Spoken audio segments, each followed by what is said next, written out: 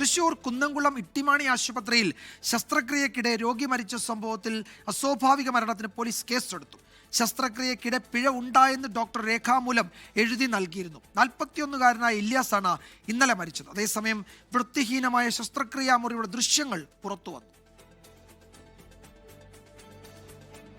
ഇന്നലെ ഉച്ചയ്ക്ക് 3:30 ശസ്ത്രക്രിയ നടന്നത്.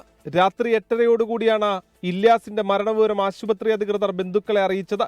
അനസ്തേഷ്യ നൽകിയതിലെ പിഴവാണ് മരണത്തിലേക്ക് നയിച്ചതെന്നാണ് ആരോപണം. ചികിത്സാ പിഴവ് ആരോപിച്ച് ബന്ധുക്കൾ ബഹളം വെച്ചതോടെ ആശുപത്രിയിൽ സംഘർഷമായി. തന്റെ പിഴവ് മൂലമാണ് മരണം സംഭവിച്ചതെന്ന് ഡോക്ടർ വിജയൻ നായർ എഴുതി നൽകിയതോടെയാണ് സംഘർഷം അവസാനിച്ചത്. ഒരു രോഗവുമായി ആശുപത്രിയിലേക്ക് വന്നപ്പോൾ കൊന്നു കയ്യിൽ തരുന്ന ഒരു സാഹചര്യം ഈ ആശുപത്രി എടുത്തത് തീർച്ചയായും ഇതിന് ഉത്തരവാദിത്തപ്പെട്ടവർക്ക് ആർക്കും ഇതിൽ നിന്ന് ഒഴിഞ്ഞു മാറാൻ പറ്റില്ല. ആയതുകൊണ്ട് കൃത്യമായ പരിഹാരം വേണമെന്നുള്ളതാണ് ബന്ധുക്കളും നാട്ടുകാരുമായ ഞങ്ങളുടെ ആവശ്യം.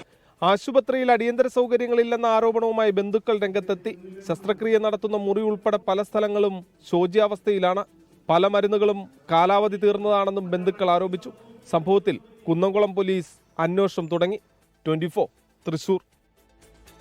ലോകത്തെവിടെയായാലും ഏത് സമയത്തും 24 വാർത്തകളും ഓഗ്മെന്റഡ് റിയാലിറ്റി പാക്കേജുകളും എക്സ്പ്ലെയിനറുകളും വിശദമായി കാണാൻ ഞങ്ങളുടെ യൂട്യൂബ് ചാനൽ നിങ്ങൾക്ക് സബ്സ്ക്രൈബ് ചെയ്യാം.